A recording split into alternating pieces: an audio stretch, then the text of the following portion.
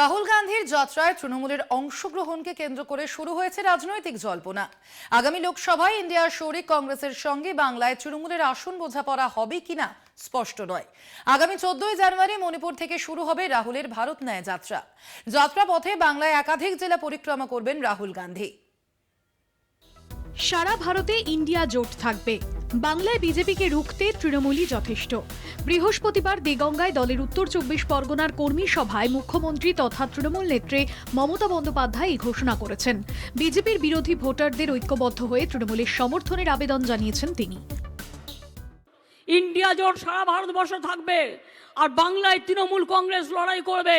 মনে রাখবেন, বাংলায় তৃণমূল কংগ্রেসই বিজেপিকে শিক্ষা দিতে পারে, সারা ভারতবর্ষকে পথ দেখাতে পারে, অন্য কোনো পার্টি নয়।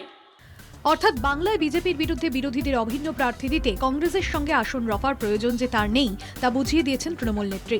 আগামী 14 জানুয়ারি থেকে মণিপুর থেকে শুরু হওয়া রাহুল গান্ধীর নেতৃত্বাধীন ভারত ন্যায় যাত্রা 1 ফেব্রুয়ারি বাংলায় প্রবেশ করবে বলে বুধবার জানিয়েছে এআইসিসি। উত্তর পূর্ব ভারত থেকে শুরু করে বাংলা সহ 14টি রাজ্য পরিক্রমা করে সেই যাত্রা মহারাষ্ট্রে 20 মার্চ শেষ হবে। প্রধানমন্ত্রীর প্রস্তাবিত অযোধ্যায় রাম মন্দির উদ্বোধনের 10 দিন আগে রাহুলের পদযাত্রা শুরু করে শেষ হওয়ার মধ্যেই লোকসভা ভোটের দিনক্ষণ ঘোষণা করতে পারে। সেই সম্ভাবনার কথা মাথায় রেখে কংগ্রেস হাইকমান্ড চায় ইন্ডিয়ার শরিকরাও রাহুলের কর্মসূচির পাশে থাকুক।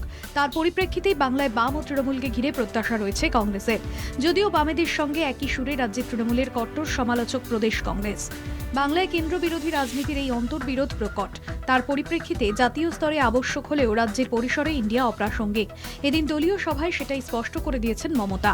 অন্যদিকে প্রদেশ কংগ্রেসকে জোট চাপিয়ে না দেওয়ার প্রতিশ্রুতি দিয়েছেন রাহুল স্বয়ং। ফলে শেষ পর্যন্ত রাহুলের যাত্রাপথে বাংলায় তৃণমূল পাশে থাকে কিনা তার উপর নির্ভর করছে রাজ্যে ইন্ডিয়ার ভবিষ্যৎ। কলকাতা টিভি।